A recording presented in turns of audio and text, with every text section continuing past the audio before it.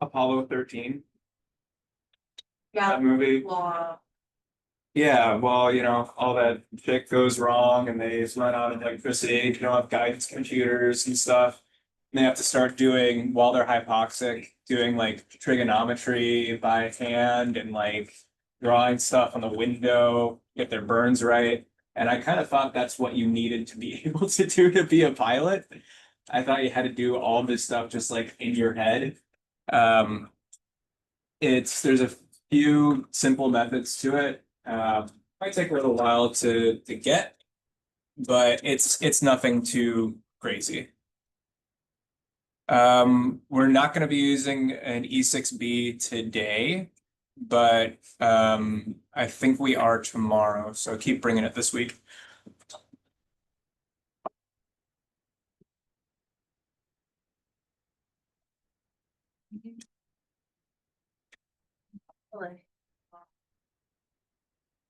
That doesn't look like donuts. Sorry, it's not like this. Hey, Zach. Hey, are you growing a little mustache? Yeah, Yeah, yeah, I had to squint, but coming in. yeah. There. There a little bit. Trying to master that too. Yeah. Yeah. Zach, I decided on the way in, you can have my hash browns. Hash browns. Okay. Well, I'll take a couple of your hash browns and move you from tardy to present. Nice. Thanks. Wow.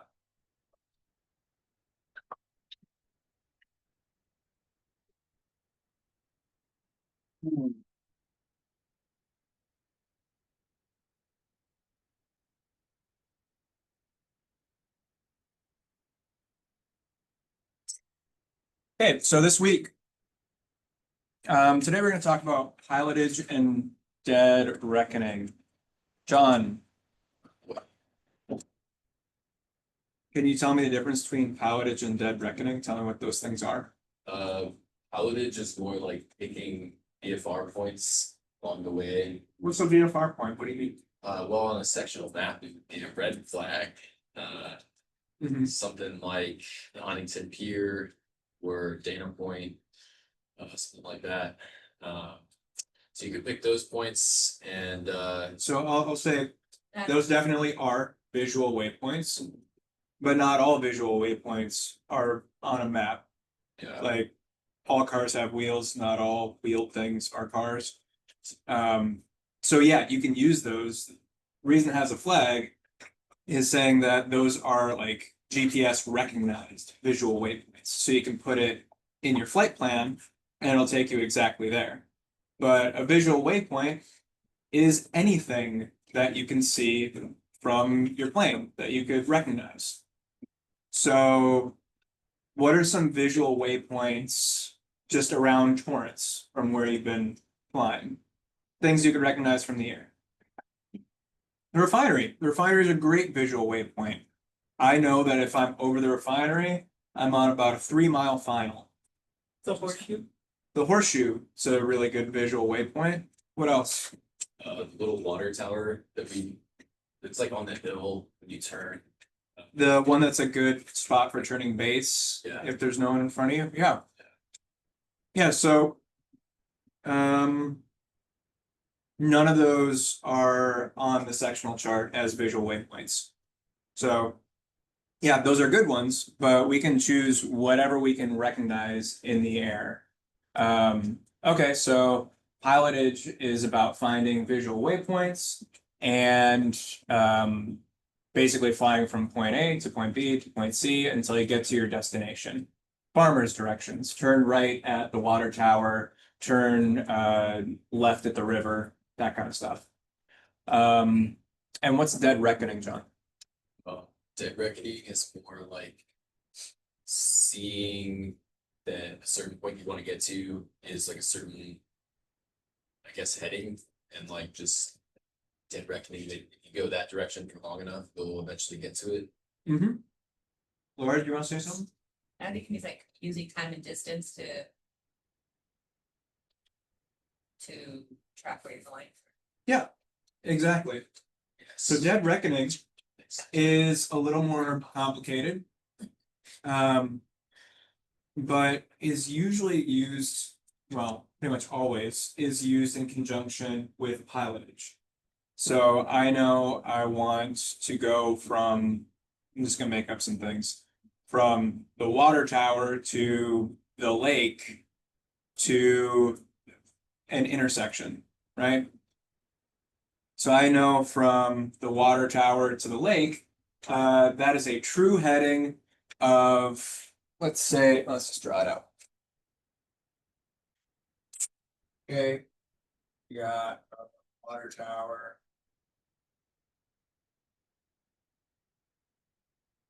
And we got our lake over here.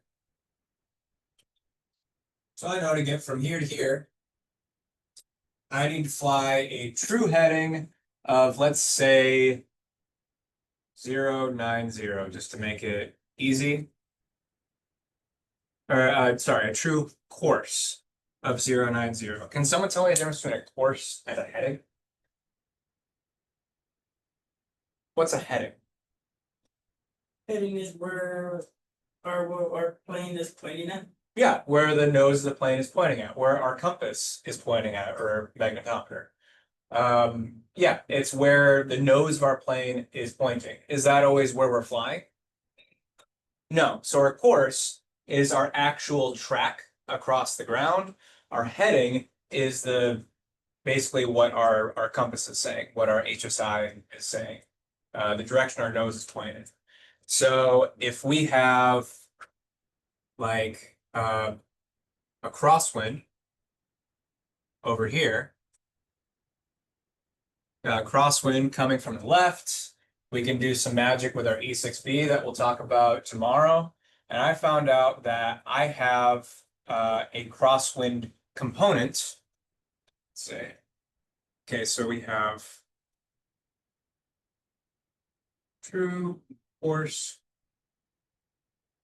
So true course.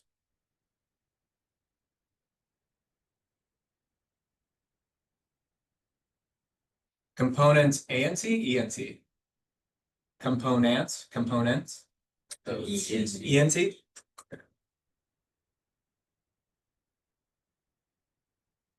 Crosswind component. So let's say this is partially a headwind, but it's also partially a crosswind. Let's say okay, headwind component. Okay, true course 090. I have a crosswind component of 4 degrees to the left. So if my true course, and I want to stay on my true course, is 090, but I have a crosswind coming from the left, am I going to correct to the left or the right?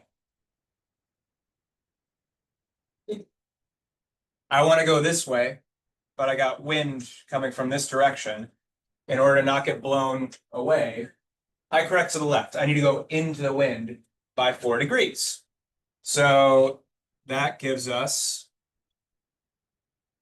090 minus our crosswind component of 4 degrees. So where would I have to point the nose then? What's the 086? And you're doing subtracting because you're going to the left, right? Yes. So if you just kind of imagine a compass rose. The HSI, right? So Yeah. Yeah. So go left, the numbers get smaller and smaller and smaller. You go right, the numbers get bigger and bigger and bigger until you come back around. Okay, so now we have 086. We also have another thing to consider when talking about navigating via a compass. Does anyone know what else we would have to add or subtract to get our actual magnetic force? So we corrected for the wind. Yes. Yes, magnetic variation. So, Michael, what is magnetic variation? Sorry.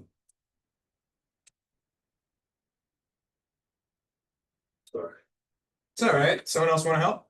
The variation is the difference between true north and magnetic north.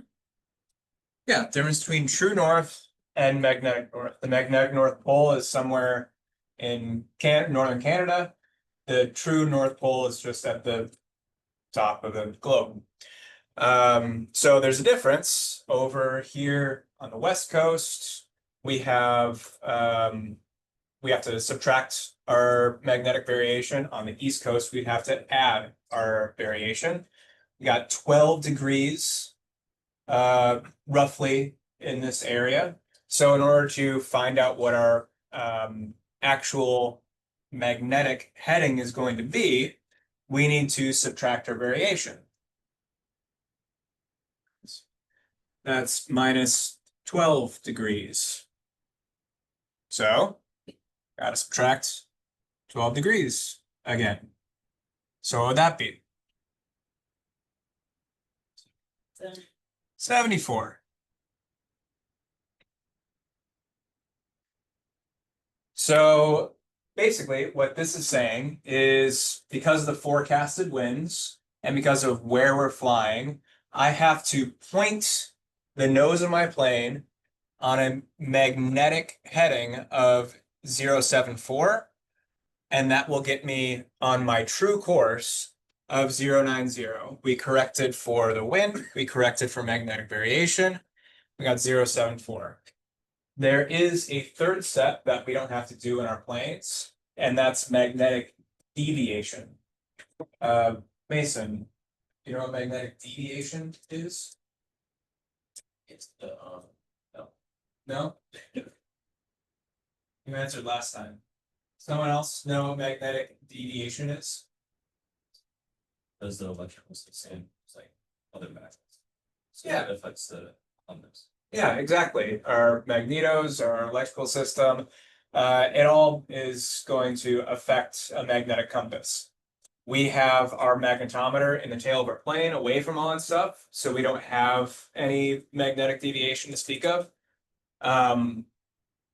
But for those that have a wet compass that's right up in front where you can see it, you have a magnetic deviation card and you would add or subtract depending on the heading. It's another step that we don't have to do, but it is on all the nav logs that we'll be filling out this week.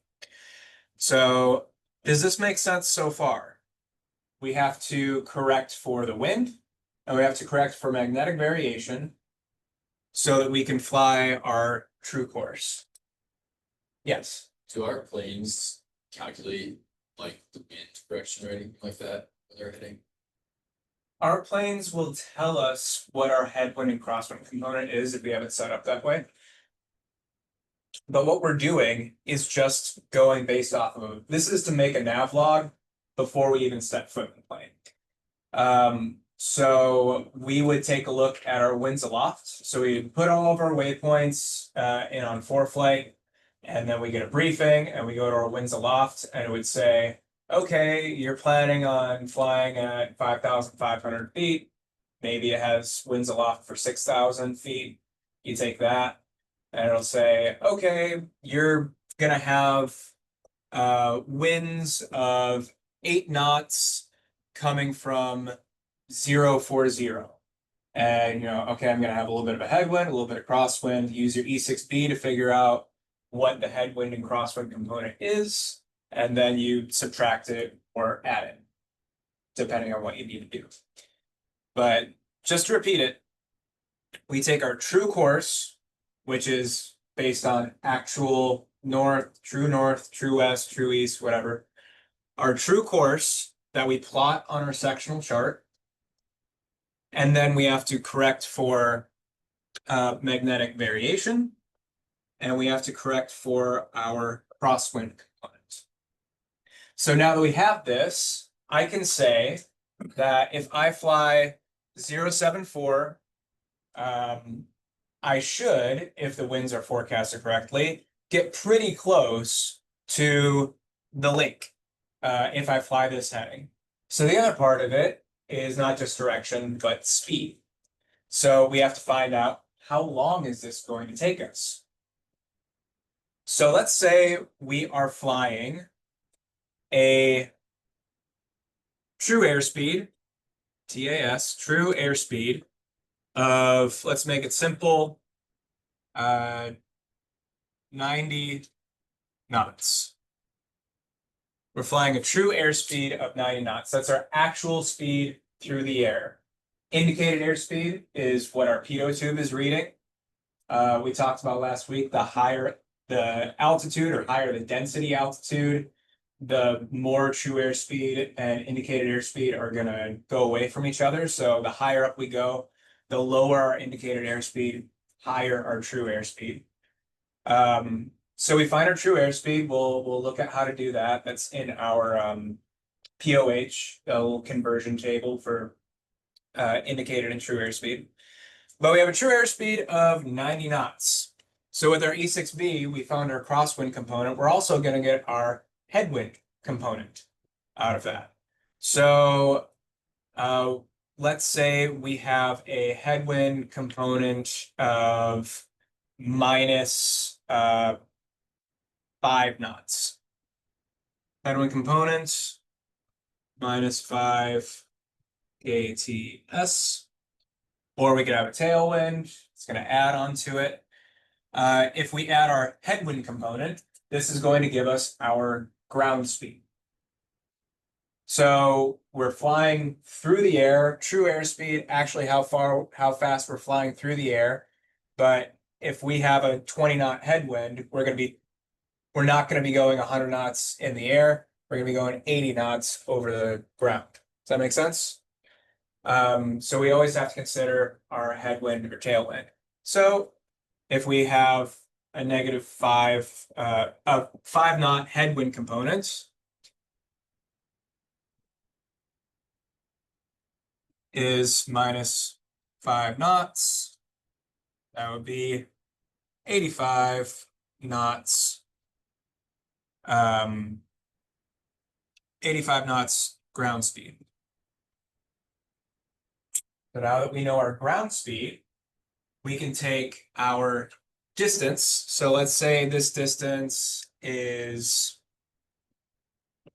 10 nautical miles. If we go 10 nautical miles at 85 knots, we can do a little math and figure out how long that's going to take us. So can anyone come up with that answer just with a calculator? Because you can use your E6B to do it, but I always like just using a calculator to find it.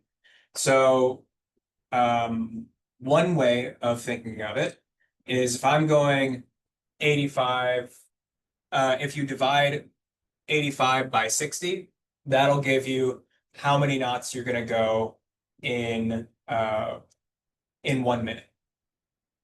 Does that make sense? We have 85 knots in an hour. If we divide it by 60, that'll give us how many knots we'll go in a minute. So what is that? 0.41. 1.41 knots per minute, right? Yeah. Everyone agree with that? Okay.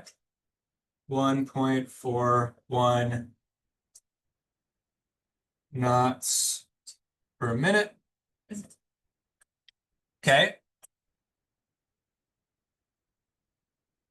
So if we're going 1.41 knots per minute, then how long is it going to take us to get to 10 knots? We would just divide 10. We would divide 10 by 1.4. 1. You mean, what? No, That'll be 7 minutes. it'd be 7 minutes because we're going fast. Okay, so let's say we were going 60 knots over the ground. It would take 10 minutes to get there. We're going faster than that. So if we were going 90 knots, that would be 1.5 knots per minute. So we would go 3 knots in 2 minutes. We would go 6 knots in 4 minutes. We go 12 knots in 8 minutes. So we would divide 10 by 1.41.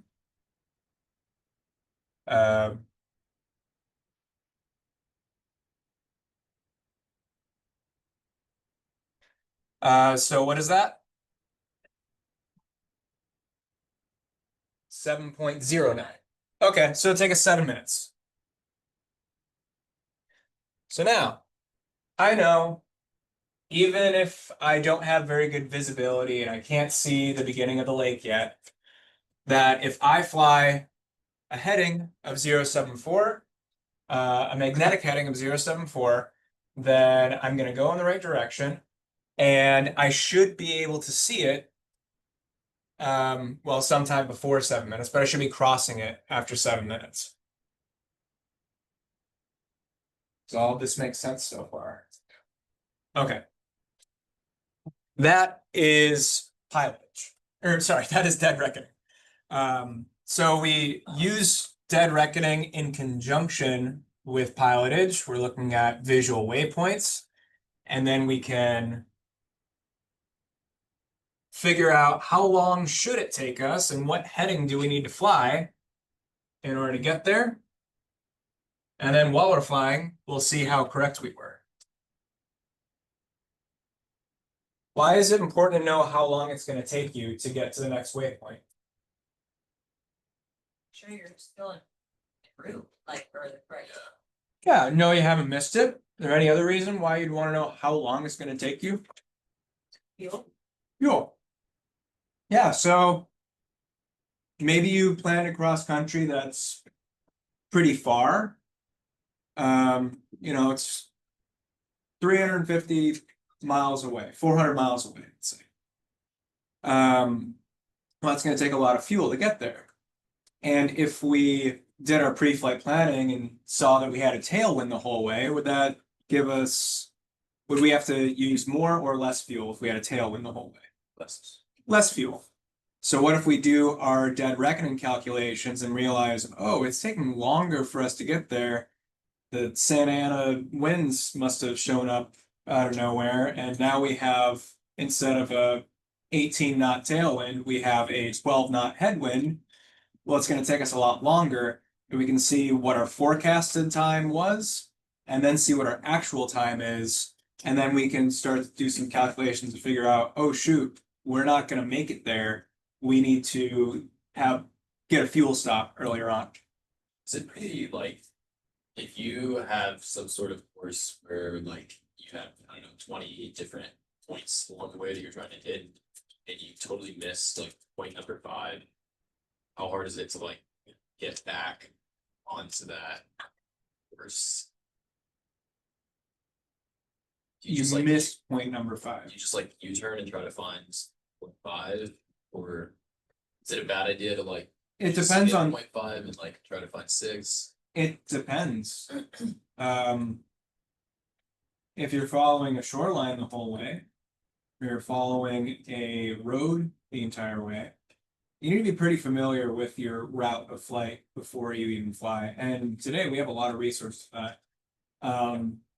Not only can you go on like Google Earth and check and see what does my visual waypoint look like from above, you can actually go into ForeFlight, and there's a part where you can actually, it'll show you what it looks like at a selected altitude, and you can play the entire flight and look for your waypoints.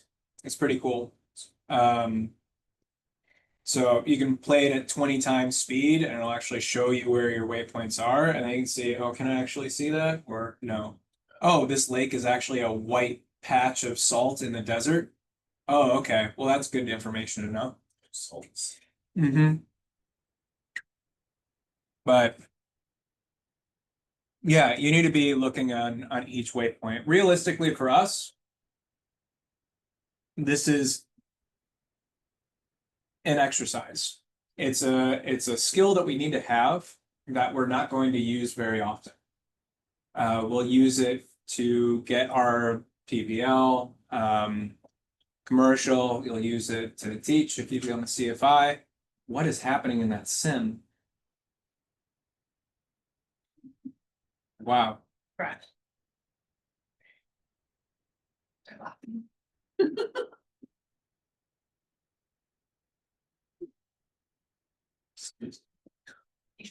Why is there no? What I heard. Oh. You beat your crash. She never even took off. She went to the left of the one.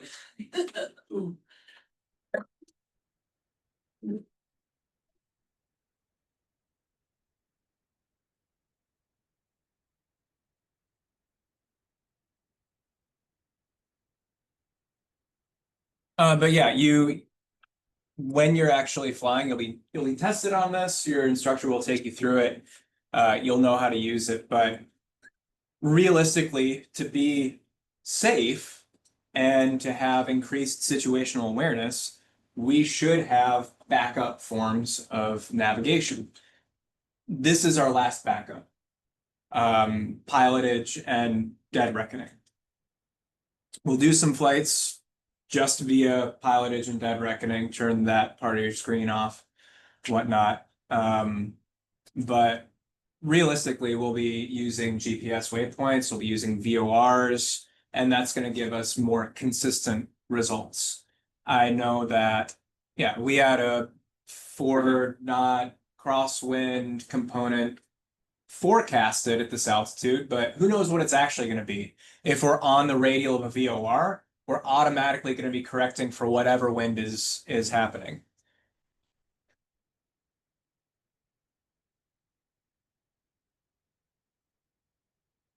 Okay. Let's go through some of the slideshow.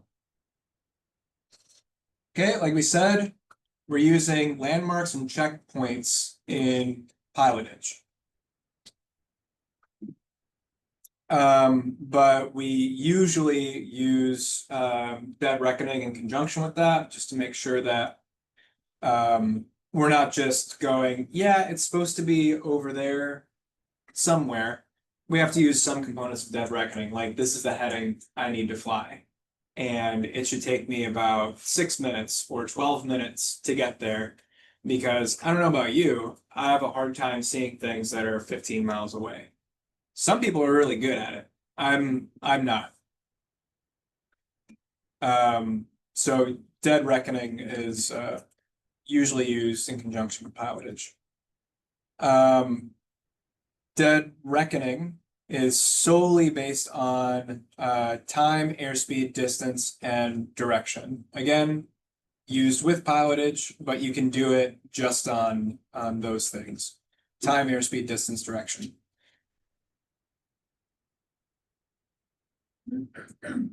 Yeah.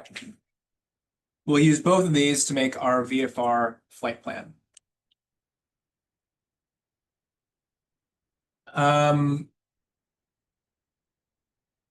Navigation log, everyone calls it nav log, is what you use in your pre-flight planning to tell you not only what heading you're going to fly, but how long it's going to take, what your fuel burn is going to be, what your rate of climb is going to be. We're going to start looking into, I don't know if it's this week or next week, but those performance calculations. Someone remind me of what density altitude is or why it's important. Changes are indicated airspeed. It does change our indicated airspeed. What else does it do? Changes are Changes our engine performance. Yeah. So if we have higher density altitude, where our engine is going to be weaker, essentially, than it normally would be when it's standard. So that means instead of climbing at 700 or 800 feet per minute, maybe now we're climbing at 400 feet per minute. So our climb is going to be a lot slower. We need to figure out what our top of climb is going to be, what our top of descent is going to be. We'll use that information. And Navlog, yeah, it's basically a part of your pre-flight planning. Make sure you know everything about your flight, how much fuel you're going to burn, how long it's supposed to take you. And then you use that in the plane, not only to help you navigate and as a backup to help you navigate, but to see, yeah, if you need to make any fuel stops along the way. So these are abbreviations that are used all over the place. TC, I use some of them, true course. True course is just using true north. What is it relative to true north? We'll use a paper sectional chart, take out a plotter, draw the line, measure that line, and it'll tell you what your true course is. Magnetic course, that's your true course corrected for magnetic variation and deviation. That's part of it. So we just correct it for magnetic variation. Wind correction angle is how much of a correction we have to make into the wind. So that changes not our true course or our magnetic course, but our magnetic heading, which isn't on here. Compass heading, I guess, is what they're using. Magnetic deviation. Magnetic deviation, you'll see something about that in your written test. Do you get any magnetic deviation questions on your written test? Like you have to read a compass card, something like that. Some of you will. You don't also get weight and balance. Oh, yeah, you do. It just depends on the individual test. Oh, really? So you might not have, but I did, and some people will get 8 performance calculation type questions, and some people will get 0. But they'll have a lot more on regulations. That 850 question bank it's not exactly random, but it's weighted differently depending on how it's generated. Do you think it's like progressive? Like based on how you answer? No. It's like No. No, it's a fixed test, but they're all randomized. They're just, yeah. They need to have at least one from every category, but how many and how it's dispersed is totally different. Otherwise, if it was the same 50 questions over and over again, then you just memorize it. We looked at this the other day. We'll look at it again with new eyes. Ugh.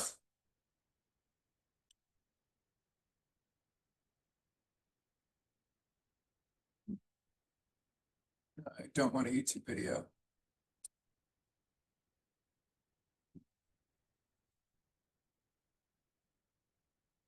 Just give me the fucking picture. Whatever. You can see it well enough, right? So in order to add that deviation, all that math that we did before, we were going 090 was our true course. So for 090, we would need to steer 085. So we would subtract 5 from our heading. So I forgot what we came up with, 074. With this plane, we would actually turn 069 then. So it's just another thing to add or subtract to find out what heading you're gonna fly in that plane at that altitude on this trip at that time. Those are for the specific headings. Yeah, so let's say, okay, for flying 090, we gotta steer 085. If we're flying 060, we gotta steer 056. So that's -4, that's -5. Something in between, you go either 4 or 5, depending. If it's closer to 60, you go 4. If it's closer to 90, you go 5. That's -4, -2, -3. It's the same. Then on the other side, you're adding. So if we were going 210, you have to shoot past it by 4 degrees. 240 by 4 degrees as well. By 4 degrees, 3 degrees, 2 degrees. Yeah, so it's just another part of the calculation that you have to add in there. Not too complicated.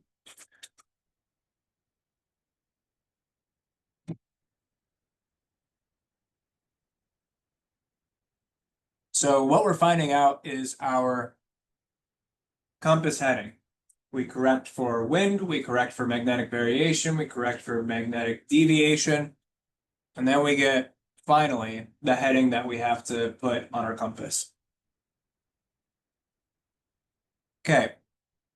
ETE is estimated time en route. So that'll be the time that each leg is going to take. And once you cross your waypoint, you'll start your timer over again. And if you calculated that it should take 7 minutes to get there, but it actually took 6.5 minutes to get there, what does that tell you? Yeah, but tell You have a tailwind. Yeah, exactly. Gonna get there a little bit faster than you thought. And you would write that down in your actual time en route section. Okay, so this is what a nav log looks like. I wish they had entries in here, but no. So you would write down where you're starting from, all the waypoints along the way, and where you're ending. Typically, we want to have our visual waypoints be 20 nautical miles apart or less. 20 nautical miles is pretty far away. But yeah, 20 miles or less. Closer to 10 is better. So you write down what that is. So over here, I'd put KTOA, that's where we're starting from. And then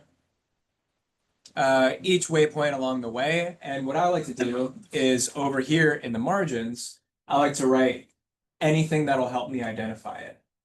Like it'll be such and such pier, and I can say there's an L-shaped harbor just past it or something like that. And then if I go, oh, there's the harbor, so that must be the pier, or you know, there's a bay or something like that. Yeah. So I've been getting like different responses because I had like multiple instructors. And would you add your top of climb on one of the checkpoint boxes, or would you put it outside on like on the side on that waypoint? I would put it to the side somewhere. It's not. So don't even add it to your calculation. Yeah, it's not wrong. It's not wrong to. So what he's asking is, you're expected to calculate your top of climb and plan your top of descent. So, top of climb will take how fast we're supposed to climb. Let's say it's going to be 500 feet per minute, and we need to climb 5,000 feet. Well, then we know it's going to take us 10 minutes to do that climb. How far should we be after 10 minutes? How many miles will we have gone after 10 minutes using our wind correction and all that kind of stuff? Some people like to put top of climb as its own checkpoint. I don't like to do that. It's not very helpful to me. And you don't need to, it's not helpful to add a second leg, in my opinion. You just want to know, hey, about where are you going to get your top of climb? And I would just put it off to the side and say, 2 miles past this, or 3 miles before this other is where we should get our top of climb. Top of descents, we kind of do the same thing. Top of descents, you can descend as fast or as slowly as you want, so you have a little more flexibility. So for top of descent, I'll just pick a waypoint that makes sense and be like, okay, our last waypoint before the field, is so many miles out. If we descend at 450 feet per minute, that'll be just about perfect. Or if we descend at 600 feet per minute, that'll be perfect. So I'll just write that down. We'll talk more about it when we actually start doing these as a class. But good question. Either way is correct. So we put our waypoints here. If we're using a VOR, we'd have the VOR frequency 113.7 or whatever. That's Torrance Tower. I don't know. whatever the VOR frequency is, and the identifier. What's the identifier for a VOR? Oh, what- That's the frequency. What's the identifier? The Morse code. It's the Morse code. We'd write down what the Morse code is. Yeah, that's pretty straightforward. Write down all your checkpoints, then your course and your altitude. So you measure the you plot out on your paper sectional, draw the line. You'll see how you'll find out what the true course is based on that. Write it down, and what altitude you'll be at. So at the beginning, it'll be usually like a climbing arrow. We're climbing to 3,500. We're climbing to 4,500. Later on, it'll just be whatever our cruise altitude is, and then I'll make an indication when we start to descend. True course and altitude. And then here's where we start getting into the math. We go to our winds aloft, and we'll find out what's the direction of the wind, what's the velocity, and also what is the temperature at that altitude. I put that in for every single leg. So winds are 240 at 15, and they're 4 degrees Celsius. You write that in for each one. Then we find our true airspeed. I actually think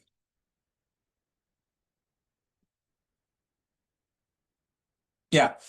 So this graph is in our POH, so you can find it there.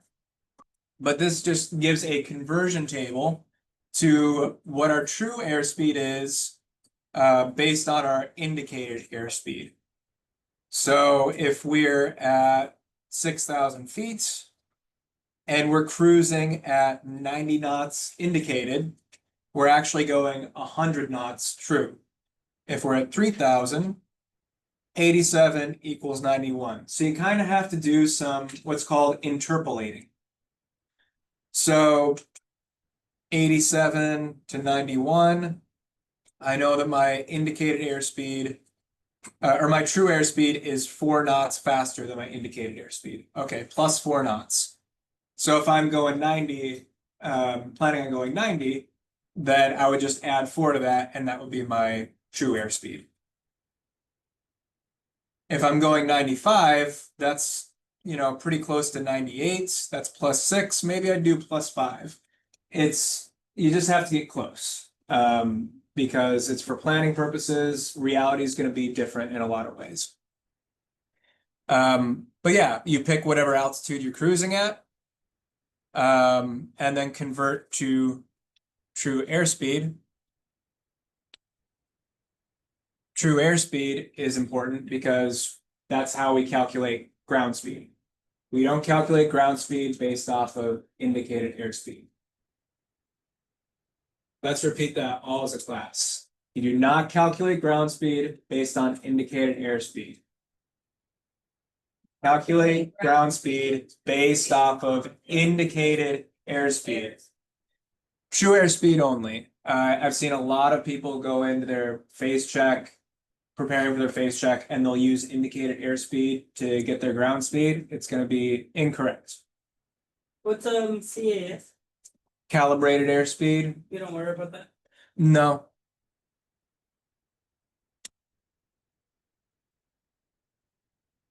Okay, so these are the actual calculations that we're going to be doing with our E6B. Again, we're going to go over this in more detail later in the week. But we're going to take our true course, kind of like I did on the board, and add or subtract our wind correction angle. So if we have a correction to the right, then we're going to add that correction. And that makes sense, right? We have our compass rose here.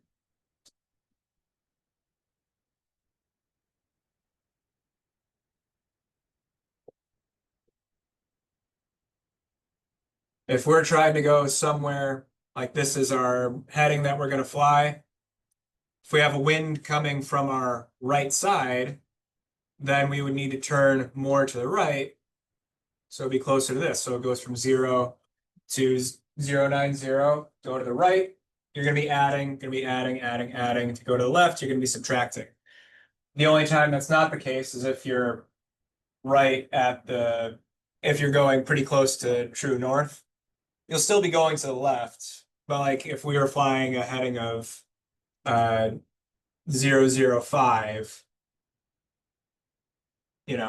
left we'd be subtracting, but you'd end up with a bigger number, 357 or something like that. So right wind correction we add, left wind correction we subtract. Then we add or subtract our variation.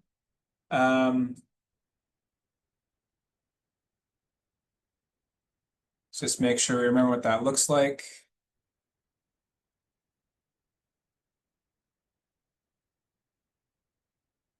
Okay, here's our magnetic variation line. We're 11 degrees, 30 minutes, so 11 and a half.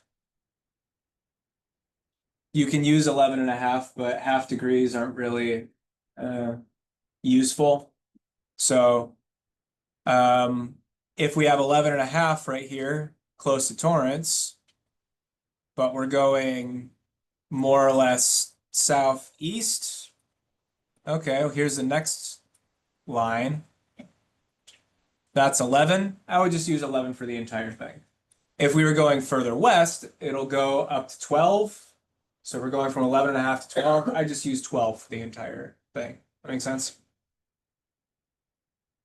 Just round to the nearest whole number.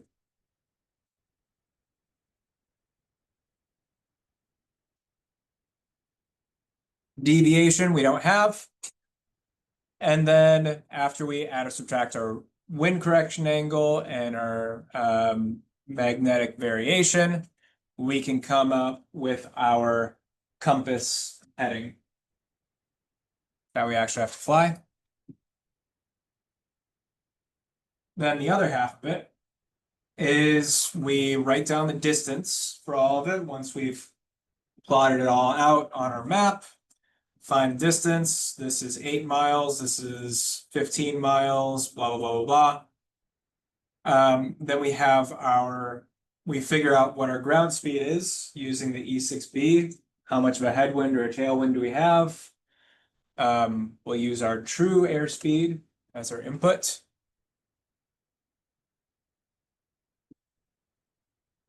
Once we find out what our ground speed is, then we can have our estimated time en route for that. It's going to take us 7.5 minutes or whatever. And then underneath that, 8 actual time en route. So we'd leave this one blank and then we'd fill it out in the plane. We thought it was going to take us 7.5 minutes, but it took us 8. Okay, so maybe we have more of a headwind. And if it trends that way the entire time, then we can tell, okay, it's going to take us 5 minutes longer, or maybe it's going to take us a half hour longer. Maybe it's going to take us enough time that we have to get a fuel stop. And then over here, basically the same thing, but estimated time of arrival and actual time of arrival. I'm not talking about like 3:30 is our estimated time of arrival. I'm talking about how many minutes is it going to take us to get there. So we're going to Palomar, let's say. Okay, it's going to take us 57 minutes to get there. And then if we think that this first leg is going to take us 7 minutes, we put 57 here, then we put 50, and then all the way down to 0. Then we figure out our gallons. We can put our gallons per hour here.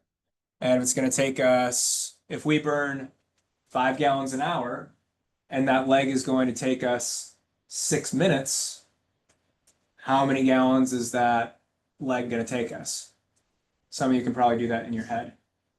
If we burn 5 gallons an hour for planning purposes, and a leg is going to take us 6 minutes, how many gallons are we going to use on that 6-minute leg?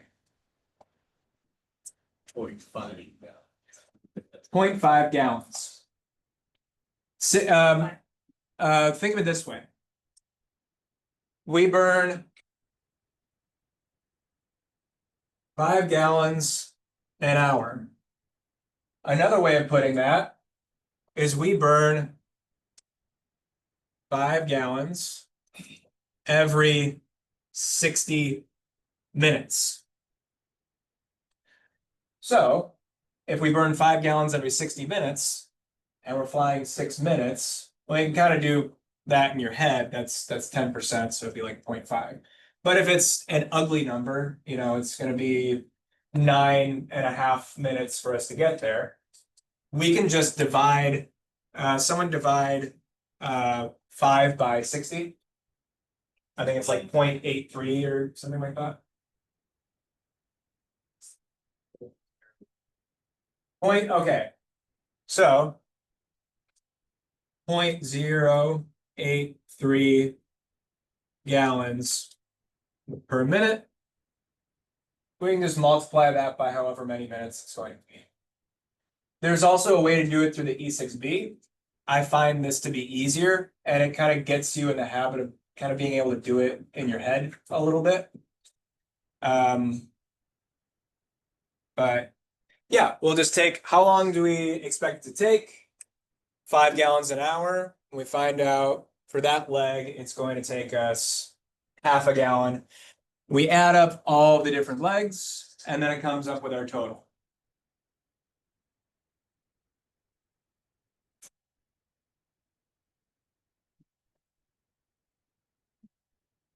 Okay, fixes are selected by a pilot and chosen from given spots on FAA navigation charts, our sectional chart or our TAC, or known landmarks to the pilot. Each checkpoint should be no more than 15 nautical miles apart. 20 miles is acceptable. VFR navlogs should mainly consist of fixes that a pilot can visually see and confirm by line of sight. GPS waypoints should be avoided. So I'll explain that.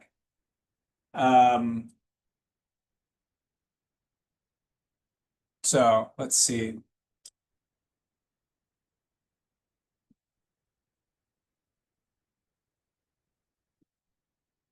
Okay, we got Dana Point over here. That's a GPS waypoint, but it's also a visual waypoint, and you can identify it with your eyeballs. That's not what they're talking about. What they're talking about is like this right here, O3. That's also a GPS waypoint, but it doesn't relate to anything visual. It's relating to the intersection between two VORs. So that's not a visual waypoint. This is not a visual waypoint. It's not showing up on SkyVector, but there are visual waypoints that mark this restricted area. We don't want to be using those. We want to be using things that we can actually see. I don't like SkyVector. It doesn't have the TAC, so it's not as detailed.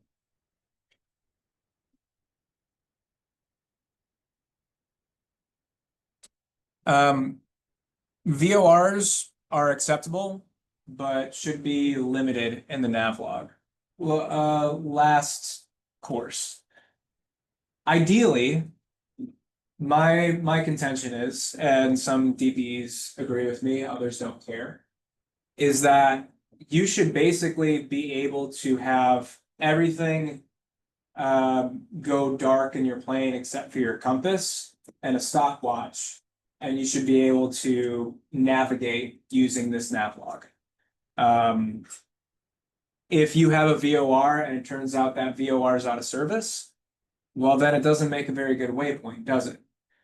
It's not, pilotage and dead reckoning is not the most practical way of navigating. The most practical way of navigating is go KTOA, KCRQ, direct, and it'll just show you a line that goes there and you follow the line the entire way. And you just, you know, beware of airspace. That's the most practical way of doing it. The reason we're doing this is to be able to navigate without that. So I would avoid using VORs. Sometimes you have to. Maybe for your PPL check ride, probably for your commercial check ride. They'll have you do a paper nav log where they'll take you, I don't know, out to Colorado or Arizona or something like that. And you'll be in the middle of the desert and you won't have very many things to look for as visual waypoints. A VOR would be a good thing to have in that case. But I would avoid using VORs on a VFR nav log. You can, it's okay to do it, but if there's a better visual waypoint, use it. And actually, I guess VORs sometimes are good visual waypoints. Like the Seal Beach VOR, I've flown over that 100 times. I couldn't point it out to you. But the Catalina VOR, I know exactly where that is because it's on a mountain. I can see it. It's very obvious. All right, we talked about this plenty of times. I'll ask is what regulation is this referring to? 91-103, yes. So this is taking care of our fuel requirements. We know how much fuel we're going to take based off of our nav log, because flying to Palomar one day might take 5 gallons, another day might take 7 gallons. Takeoff and landing distances is also going to be something we'll talk about this week, and it has to do with those performance calculations.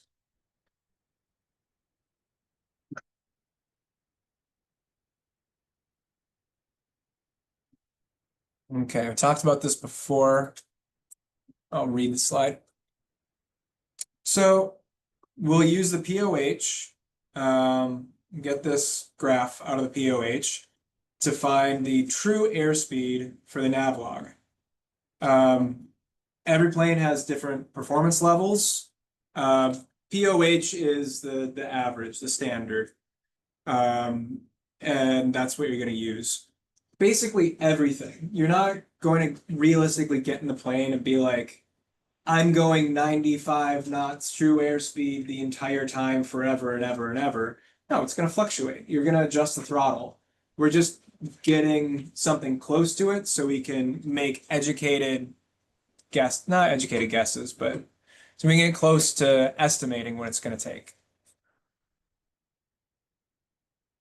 Yep, if the exact altitude isn't listed, round up, round down, find the average in between. So if we're going at 4,500 feet, then we'd use the true airspeed from both of these. So somewhere between, if we're going with 100 knots, then that's +6 at 3,000. That's +8 at 6,000, so +7 at 4,500. Does that make sense how I'm doing that? Just taking the two different altitudes and finding kind of the average between the two.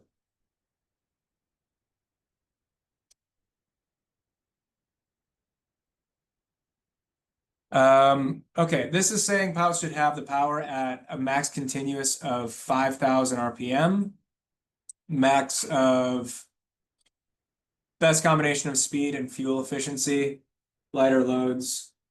You don't have to. 5,000 RPM is pretty. 5,000 RPM gets you to like, I don't know. Does anyone notice like what maneuvering speed, what RPM setting that tends to be? Somewhere between like 48 and 5,200, depending on the day, depending on the plane, depending on how high up you are. 5,000 is going to be pretty slow. We don't necessarily have to do that. I usually cruise, a nice easy cruise would be somewhere between 5,200, 5,300, but there's nothing that's going to harm the engine of you going 54, 50. What's our max continuous according to our POH? 5,500. Max continuous for 5 minutes or less is 5,800. I've never gotten my plane up to 5,800 RPMs before.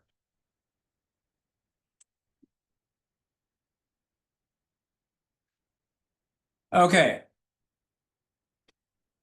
For flight.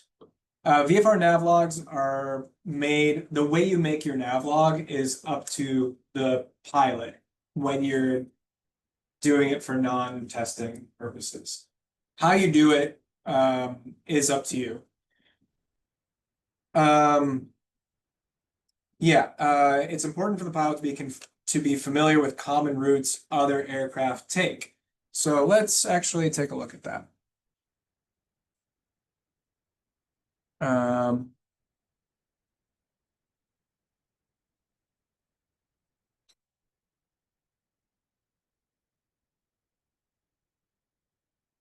Come on.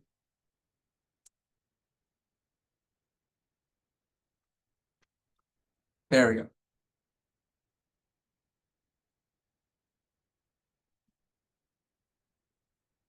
Okay, well, we have this already. Let's just get rid of this.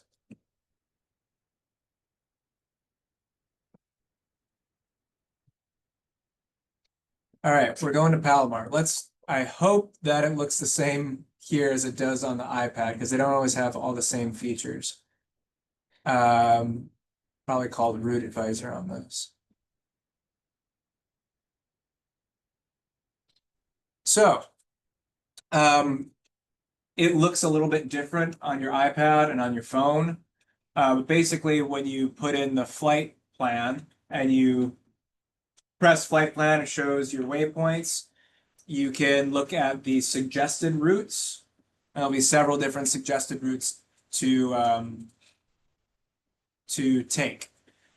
Caveat to that, most of them are IFR routes because these are all based off of routes that were filed. Typically, when you get flight following, you're not filing a VFR flight plan. There just isn't as much of a need for it. So usually you're not filing a VFR flight plan. So most of these are instrument routes, but slides wanted me to show you how to find that. You can make you can take a look at those if you want to. But your route should be based off of what you know. So if you're really familiar with the roads in this area, you can go, or I can choose a series of intersections to get from here to San Bernardino. If you don't, then you might be going off of something else. Peaks, off of big industrial buildings, something like that. Airports also make really good visual waypoints. They're nice and big. But it's up to you. So if we're taking a look at this, there are going to be multiple good ways for us to get to Victorville, let's say, not just one. So we need to go roughly this direction. We have some terrain here. We can go through this pass. We can go over this way.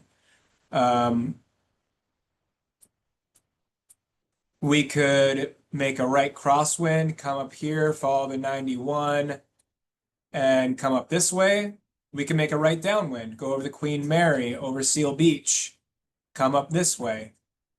They have their own advantages. If you're going at 5,500 feet, well, you wouldn't be able to do that with this Bravo shelf in the way. So maybe you want to come down this way, and that way you can avoid that Bravo shelf and just keep your climb going and not risk busting airspace because you forgot to stop your climb. There are so many different ways you can plot it. There's no one correct way.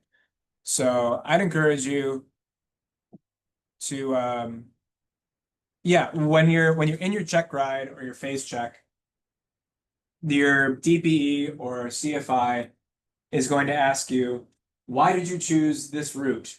That is not an accusation. They'll say, well, why didn't you go this way? Also, not an accusation. They just want to know what your thought process is. Like, oh, I chose this way to avoid airspace. I chose this way because, you know, it's 6 miles longer, but it had better visual waypoints, or it avoided terrain, whatever. Yeah, they just want to know what your thought process is behind it. So, a lot of times, a DPE will have a couple favorite routes for you to take, and they'll tell you a couple days in advance, like, okay, I want you to plan me across country to whatever executive airport in Las Vegas. And you go, oh, okay, well, Michael had the check ride last week and he had the same flight plan, so I'll just go check out his route. Do your own route. Just because his was acceptable doesn't mean it was the best one. And best is relative. So you guys can help each other out, but don't like plagiarize off each other. The whole point is to think about it. Use your brain. So VFR flight plans can be filed. So what that means is you can tell the FAA that this is my plane, this is the type of equipment I have, this is where I'm going from, my altitude, this is the route I'm going to take, blah, blah, blah. It's going to take me this long, I think. This is how much fuel I'm taking, and if I can't go there, I'm going to go to this other airport. Here's my cert number, blah, blah, blah. And if you file that flight plan and then you don't close it, they're going to start looking for you. In an area like SoCal, where you're likely going to be on flight following the whole time, filing a VFR flight plan isn't super helpful because they know where you are the entire time, not just when you tell them you've arrived. Where it would be helpful is if you're in a place where flight following isn't totally necessary, or maybe there's no radar contact in that area. I'm going from Anchorage to Fairbanks or something like that. I'd file because if I don't show up, I want them to look for me. I've never filed a VFR flight plan before. You can. It's an extra blanket of security. But if you're talking with air traffic controllers the entire time, they know where you are literally the entire time. What this does is tell them, these are my intentions. And if I don't close the flight plan within 30 minutes of landing, ATC is going to send out search and rescue. So you better have your calculations done pretty well. How do you close it? Depends on how you opened it. So you could call a briefer. What's the number to call a briefer again? WX brief. One number for each letter. Yeah, you can file it through them, you can close it through them. You could file it theoretically in the air with an air traffic controller. You can file it on ForeFlight. When you send it to flights and you same place where you get your briefing, you can file it that way. And if you close it, you can close it by calling, you can close it by using ForeFlight to close it out. Depending on where you land, you can close it with the tower. But that tower can't see it. What do you mean? The tower can't see your VFR. They can basically talk to ATC once you've landed, so you can ask them nicely and they might do that for you. But it's not their responsibility to. So yeah, there's a lot of different ways to cancel it. Typically, you're going to be filing when you're flying instrument flight rules. That way they know to keep planes away from you, basically. You have a slot. Okay. Choosing alternates can be pretty important, and you're especially going to want to have an alternate when you are flying solo. You want an alternate at all times, but definitely when you're going solo. And I'll explain why. you'll do your pre-flight planning and determine, hey, San Bernardino is going to be great, good weather, no problem. I did my NW craft. We're good to go. I'm going to go to San Bernardino. And then it'll be like, Zachary, I need you to give me my endorsements to go to San Bernardino today. And I'll go, yeah, this planning looks good. You are allowed to go to San Bernardino today by this route and back. Great, you have your endorsements. Let's say something happens. Maybe your generators aren't working the way they should, or your navigation isn't working like it should, and you need to stop somewhere earlier on. You should have an alternate in that case. And in your endorsement, you should have alternate airports to land at along the way. Let's say you get close to San Bernardino and they say, which has happened a lot in the last month, is San Bernardino your home airport? And you'll say, no, I'm just flying there for a requirement. They'll say it's closed to all non-essential traffic for firefighting operations. And they'll go, oh, shoot. I don't have a place to land anymore. It could be that. It could also be weather. Maybe you're flying to a coastal airport and you're going to land there at like 6 p.m. or 5 p.m. and the weather says it's supposed to be good, but you know what? The marine layer came in early. You can't land there anymore. So having another alternate that is likely to have different weather is always important. And I say especially for your solo cross countries, because you are getting endorsed to go to that airport specifically. So, Mason, when you're going on your solo cross country to Palomar, let's say, we're also going to go to Ramona and maybe Oceanside. And then when I endorse you to go to Palomar and say you can go also, if you need to deviate, you can go to Oceanside or Ramona, and you can plan for that with your fuel and all that kind of stuff. Yeah, alternates should have fuel, obviously. And for our location, further inland and possibly closer is a good rule of thumb. Why is further inland better? Because if you're having convection fog here, if you go further inland, the fog's not gonna be. Yeah. I like the way I put it better, which is likely to have different weather. They say further inland. I'm gonna say a place that's likely to have different weather. We're not always going to be flying on the coast. So if there's a thunderstorm going in a certain direction and we're like 50 miles outside of it, we can go there. Or pick an alternate that is even further away from the thunderstorm. You know what I mean? Question. Yeah. That's gone like this. Or even like instructor gotten stuck somewhere, like an airport or. Yeah, absolutely. And then you just stay until. Depends on where you are. So, you could go on a cross country and maybe you had a little bit of a rough landing. And you know what? Your nose gear is flat now. And you need to have someone come out and replace the tire for you. Maybe something failed. It's not safe to fly anymore. Or, yeah, that would be the case where you'd probably get stuck at your landing airport.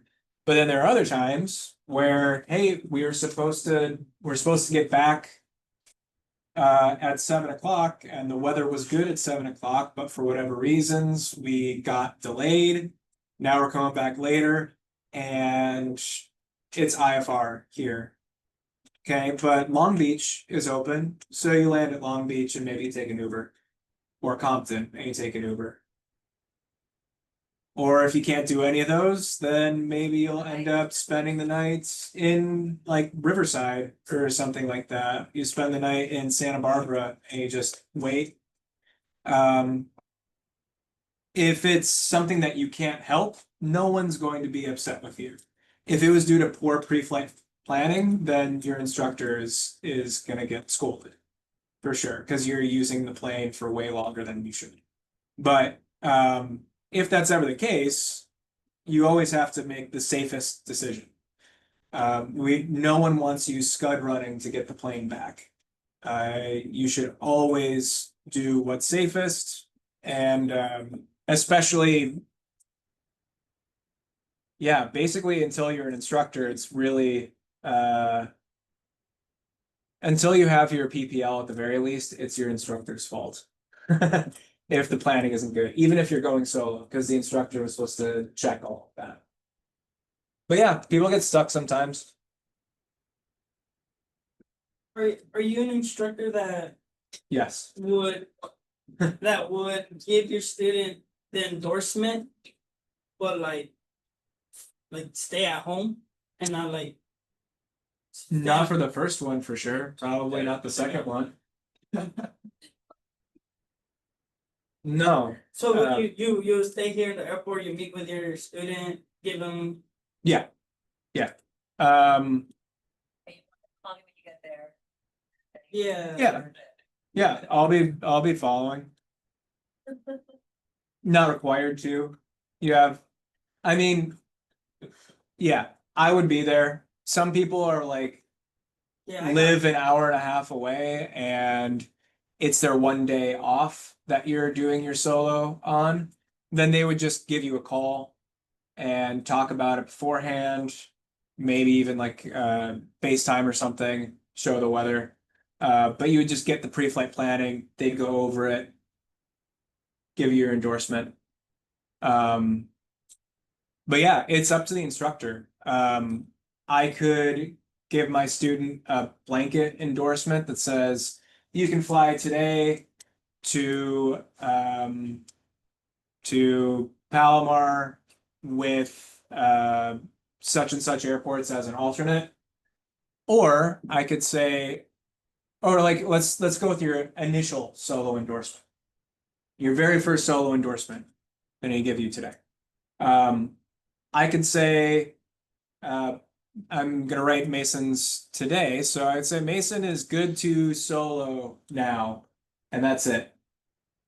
Or I could say Mason is good to solo from Torrance, landing back at Torrance when the weather is this, as long as he has called, as long as I am on site while he is doing the solo. I can make it as restrictive as necessary for that time in the training. Because if I just write a normal solo endorsement, Mason could go fly to Long Beach on his own, even though he's never been there. I went with the one. Okay, once. Okay, Fullerton. He decides to go to Fullerton on his own. Hasn't been there before, but since I wasn't very specific in my endorsements, he would legally be allowed to, but it wouldn't be a good decision, and I'd be responsible for it if something happened or if he busted airspace or anything like that. All of you are flying on your instructor's certificates right now. So if you make a mistake, that's their mistake.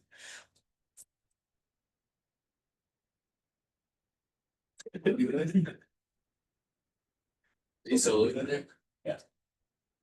Yeah, well, that's the whatever. It's the plan. That's the plan. Whatever, no pressure. No pressure, no pressure. Totally good. All right, let's take a short break. Be back at 10:35. Make it 10:40.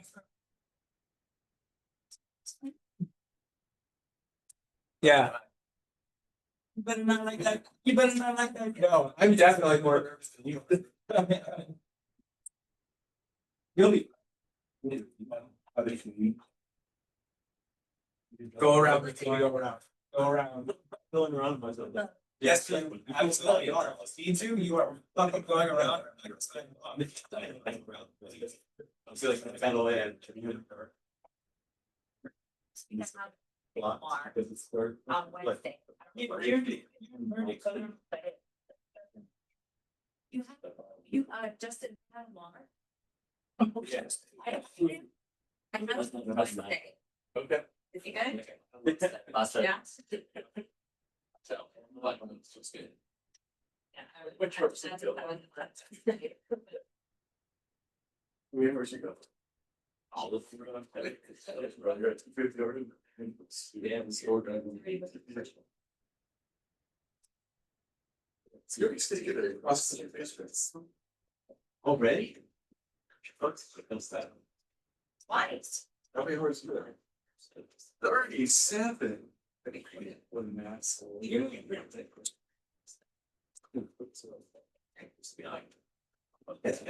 Really, it's getting takes me back, so it's not a big way to balance for it's not. Being home or going home. You know? It like is such a distraction. I don't think it should. Have you still been? Have you still been? Yeah. You, Yeah. More than I'm stay in here the and, like, all fucking day. I'm already like part time, but I found my check right. So it's like I'm in limbo. I'm waiting on the. Oh, so that's why you're coming to PPL. So Wait, you fill your PPL check right? yeah, but the thing was that I was doing club for 3 years, so I was on and off, and then I was like, you know, fuck it, I gotta get the academy, so I got the loan, paid for it, and then they're like, oh, your PPL check right is like I did the seminar thing with you guys, Hmm. and then that same week they're like, oh, we already got you a check right, Oh. and I was shit. like, what the fuck? Oh, shit. So I had like, it's been like 2 weeks since I've flown. So I told my instructor, book 3 flights back to back, and then we're gonna go hard on the ground. And then, oh, so Friday came along, and then I had it, and I was like panicking up. And then like, we did it, and then he kept me in there for like 2 hours. But my instructor was like, all right, so if he cancels it within 30 minutes, you're done for. Like it's a fail. And I'm like, all right, no worries. So if you're there for like longer than 30 minutes, then it's a guarantee good, like you passed it. He kept me there for like 2 hours and 30. And then he came back and like, oh, I'm gonna go get a glass of like, I'm gonna go get a cup of coffee, I'll be right back. He comes back with my instructor and he's like, oh, you fell. And I was He like, kept oh, you what the for what? 2 hours? What did you mess up on? yeah, weather. He's like before we went into like talking about weather noodle, I just want you to know that weather's like the #1 cause of like students like dying. And I was like, what the fuck? Hey? And then he told me that, oh, what's this kind of cloud? What are the 3 levels of cloud? How far are you supposed to be from a thunderstorm? What's your personal minimum on weather? I was going through all that, and then he came back with my trigger, all like, oh, you felt. Wait, what? 20 nautical miles. It's on the PHAC chapter 13, I think. So, I gotta memorize that whole fucking thing. and then my instructor, like, so he told me I fought in front of my instructor. And then my instructor was like, oh, that's never happened before. That's here now? I don't know what that is. Is it? He's here? I don't think so. He's a black guy, scrawny, always glasses. how long ago was that? 3 weeks ago? Oh, shit. Yeah, so I've been like waiting for a while now. And then Jamie found out like same day because I guess they're friends. So she was on the other cubicle, so he just legit went to the other cubicle. So Jamie texted me, and she was like, "Oh, we need to talk." And I'm like, "All right, we can talk on Monday." I got sick, so I didn't come in, and then we still got to talk about I'm sick. But she thought I was like bullshitting, and then like, no, we gotta find a way. Like I came in, and she saw, oh shit, you're sick. Yeah. Go home. And then we talked, like, oh, I'm gonna put you on the mentor program. You're gonna have 2 different mentors. You're gonna be with them every single day for like 2 weeks straight. I'm gonna talk to them, and if they don't think that you're ready, I'm not gonna give you another Check right. and then from there we're gonna go based on whether or not you can continue with the academy. And I was like, what? So how's it been meeting with 2 mentors? The mentor, it's good. Like if you need a mentor, like I would strongly suggest getting the mentor program. Like I wouldn't say the more the merrier because they teach you 2 different ways. And that's what fucked me up because I was doing club and I was here for like 3 years. I've had 10 different instructors. And all 10 taught me different ways. That's why I asked them, do you do you put the top of climb on the on the nav log, or do you put it outside? And he said outside. I was taught to put it inside and but not have it in your like on all your calculations. But like calculate the weather and like your tailwind on that section of the top of climb. That's why I'm stressed out. Don't be stressed out. That's just my experience. I'm like, honestly, I've had like a poor experience, but like since I've joined the academy, it's been better because now I'm like getting taught one by one. I'm going to classes. I'm meeting new people, and we're just like talking about it, and it's way easier. And then like the mentors I have are like pretty chill. Who are your mentors? Omir, and then the other one's Wyatt. I don't know if you guys.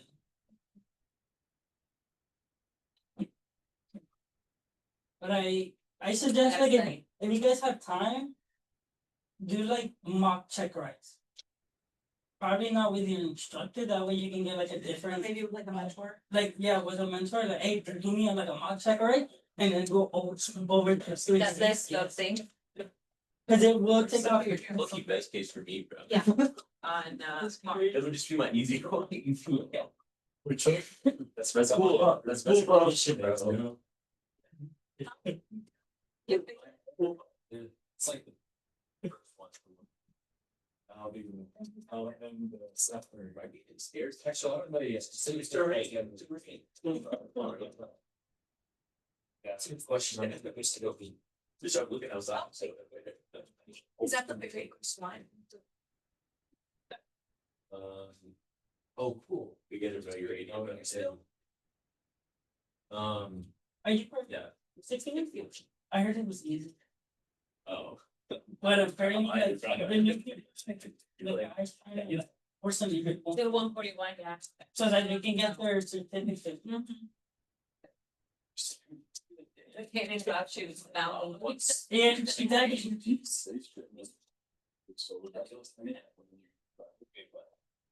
exactly. Oh, that's okay. Sounds like it's gonna be. Are you scheduling your check ride? I No. feel like you have to like. Basic is the it's the check, right? So you go with the different instructors, you do the 1 hour round, and then it's in flight. And then, but it's like legit, like if you were to have a DP, it would the different instructors. It's like it's like I was like so soft and I was like studying, and then that's all like it's fixed. But if you study, bro, they act Oh my like God. they act like if you're not and you ask shit. But they just like really cool. But like when you get to like I said, just you give it back to somebody like they make.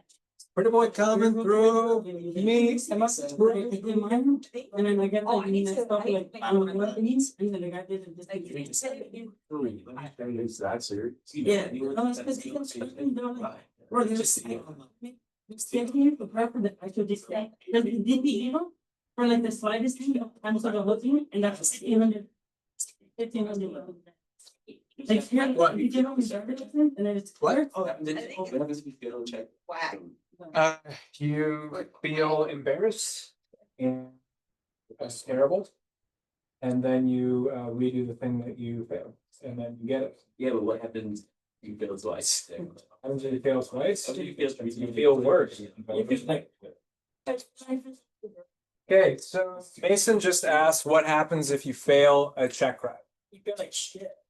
So, Yeah. You don't wanna talk to your DPE, is that, that's legit what happened to me, bro. Yeah.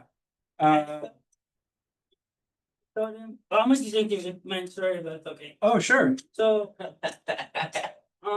so I felt he went to go get a glass of coffee or like a cup of coffee, and he brought my instructor in, and he was like, "Oh, I'm gonna fail you," and like you didn't pass. And then my instructor looked at me and like, and it was weird because he's never had like a student that like the DP would like bring him in, and then from there like, oh, he did this wrong.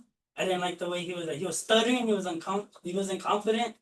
And then my instructor was like, "What? Like we did this like the day before." So he knew I was ready. Who's your instructor? Right now, currently, no.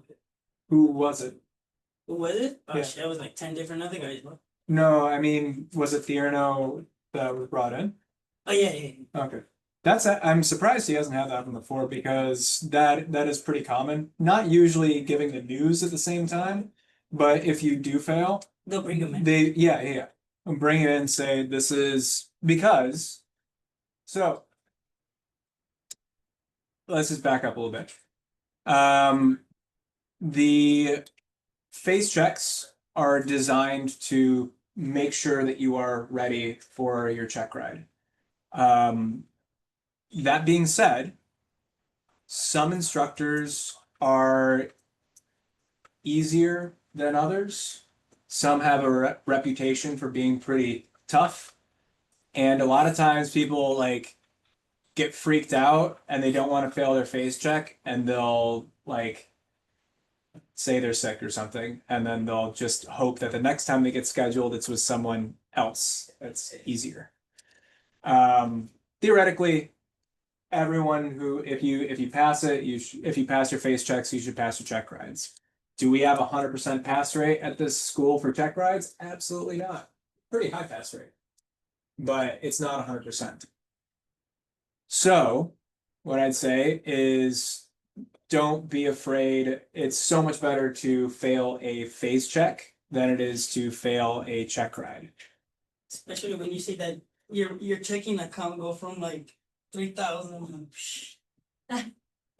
But when you take your check ride, just like taking the face check, there are 3 outcomes. You can get a discontinuance, which is either you or the DPE says you haven't failed anything, but we're going to stop here for whatever reason. That could be for weather, the plane's down, you're feeling the ground took a long time and you're really hungry and unfocused and tired and you're just like, I can't do it right now. And that's fine. You can discontinue. Use a discontinuance if you need to. Or maybe you're already up in the air and something threw you off.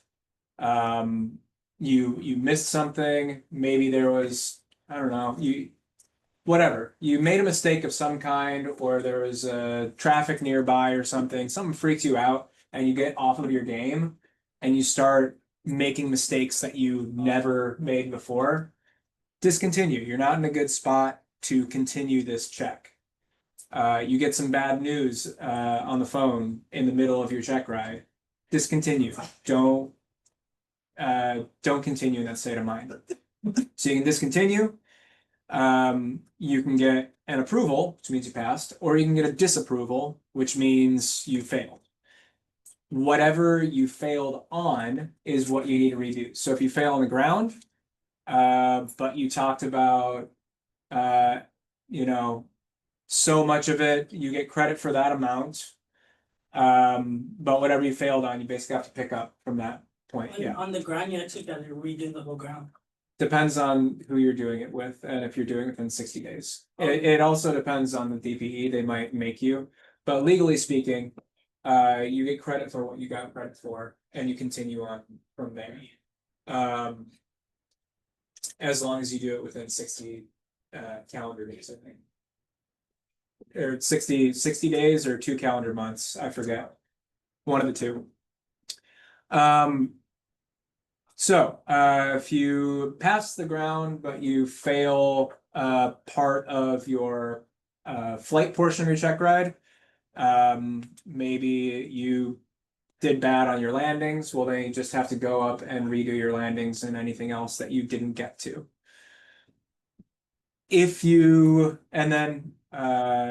So let's say you failed. Then what you're required to do is you need to get instruction on whatever it is that you failed on. So that could be ground instruction, that could be flight instruction, doesn't specify what kind it has to be. You just have to get some kind of instruction from your CFI. Your CFI has to sign you off again and say, I gave you the requisite instruction and an endorsement to retake the test. Resubmit your IACRA and you go do it again. Depending on the DPE, there might be an additional fee if you have to retake part of it. They'll tell you about that from the top. I think the broader question, or the heart of the question is what happens if you fail a bunch of times, like career-wise? Is that kind of what you're That's what I was asking. talking about? It depends. It's a lot better to fail your PPL than it is to fail your instrument. And it's better to fail your commercial than it is to fail your multi-engine commercial. So there are ones that matter a little bit more. A check ride failure is not going to be the end of the world. Two check ride failures even, not the end of the world. Three, three is not the end of the world either, but you're gonna start noticing that other people are getting hired first before you. So what does that mean? It doesn't mean that you are never going to be a professional pilot because you have 3 check ride failures or 4 even. What it means is you're going to have to it's a part of your resume, right? So what it means is you have to make your resume good in other ways. Join pilot groups, volunteer for organizations that are related to aviation. That's a good way. You might need to get more multi-engine time. You might need to get some other job, a lower level job for longer. You might need to be a CFI for longer. It's the same thing with a DUI. DUI doesn't mean you can't be a pilot, but it does mean it's going to be a lot harder for you to be like first in line. Limits you. It does. It You had to really use limits. switching, because you couldn't go to, couldn't go to somewhere else. Yeah. Yeah, DUIs, I know. So it does limit you a little bit, but basically once you get into a 121 operation, no one cares about your check ride failures. You just need to show that you can be a good, competent pilot. So it also depends on the hiring environment. A couple of years ago, there's a company called Plane Sense, and they fly PC-12s, single engine turbine plane, seats 9 people, and doesn't pay super well. But you fly all over the place, Caribbean, all over the US, Canada, and it pays like 45 grand or so a year, and they hire at 700 hours. There was a time when if you had 700 hours and you had a decent resume and you applied, you get hired just like that. Now, you might have 1,500 hours and be tough to get in there because of the shortages with Airbus and Boeing. Just there's not a lot of upward movement in it. So it depends on that. So if you have a few check ride failures, instead of taking a job that might have gone to someone with 1,000 hours, you might be taking it at 1,800. You might need to get more multi-engine experience. You might need to just continue your education until you can get a job. 1, 2 check ride failures, no big deal. 3, also not a huge deal, but people are going to start getting jobs ahead of you. 4 is bad, and you'll have to do something. You're gonna have to scrape your way up from 4. Yeah. Do you know the process? Because I have dual citizenship, so I can go be a pilot in Mexico if I want. So if I get hired over there, and let's say I become a captain, I'm like, I don't want to live in Mexico and come back here. Is there like a change on my hours? You do, yeah, there is a process. So you'll have the time no matter what. Yeah. So time in a 737 is that time no matter where you are. However, the hard part, regardless of citizenship, is getting your paperwork and your certificates over to Mexico. From what I've heard from people who've tried to do it, to put it bluntly, you need to bribe the right people. There's a very legal process of doing it, but in order to get your application moved to the spot where it needs to go, there's some money involved. I know a lot of people who, we have a lot of dual citizenship in dual American Mexican citizenship students here. And they'll say, oh, I'm gonna fly for Aeromexico because they hire at 250. It's a process. Their things are pretty good. It's a process. I wouldn't want to be flying. Yeah, 250? 250. It's crazy. It is crazy. I wouldn't be in it. I wouldn't do that. I mean, it's 250, but you still go to the same training that the pilots here go through. That training does not equal experience, though. And you have a captain, but essentially at that point, it's a single pilot operation. It's like 1.3 pilots in the cockpit. You need to have experience. Yeah. I would be hesitant to do something like that. And there are a number of different crashes that had like, hey, it was a 4,000-hour captain, but it was a 600-hour FO. But anyway, if you do want to do that, what it means is you have to get your paperwork in the hands of the right person. So it's tough, but it is doable. Okay, we have an emergency. Or no, we don't have an emergency. We have topics. Engine fire. Engine fire in the air. Engine fire on the ground. Let's round it off with an electrical fire. All kinds of fire. Smoke in the cabin. Want you to be up on those. Know what the arcs mean. I don't know why we keep going back to the V-speeds thing. I feel like we're pretty good on the V-speeds. Okay, let's take a look at tomorrow. We're gonna be going through our 6B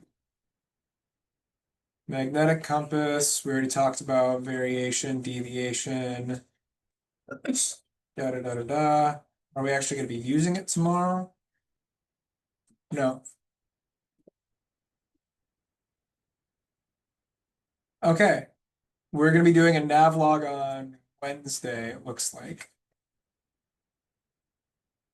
Okay, what I'd encourage you to do, does everyone have a mechanical E6B? Yes. Yes, everyone has a mechanical one? Get a mechanical E6B. And then basically self-study. Go online and figure out how to use it. It'll be a lot easier if we're coming from that spot because one-on-one, I can teach anyone how to use an E6B because we're sitting together and I can just show you. But it's kind of like it's difficult to do as a class because it's so small. So do your best, do some self-study, figure out how to use an E6B tonight, go over all the different kinds of fires that can happen in a plane, and maybe even grab a navlog, see if you can do that. That's the end of class. You can come out with me or stay in here. I'm gonna see if I can get my hand on some navlogs and give you each one. We got, what, 9 people in here? Yeah.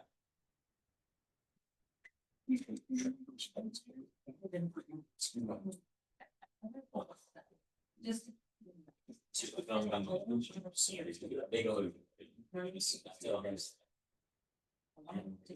Make it close and then T minus.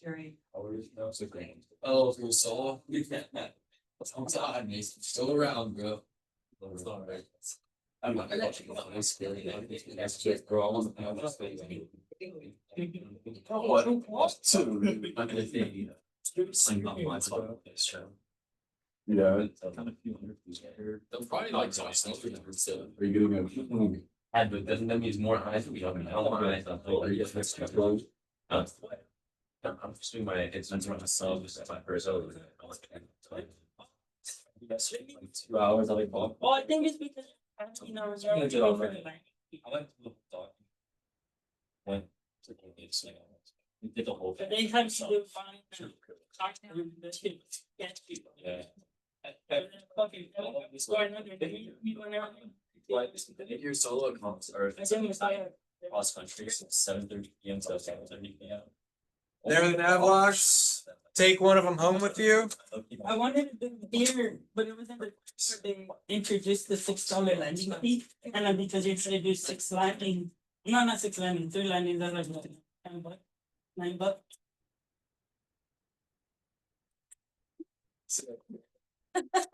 Me too.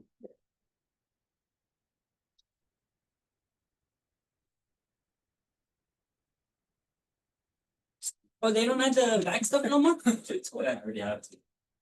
Not on those ones. Yeah, It says 11:30 back, still running my phone up with that. that's fine. You would ask. Bring a shower for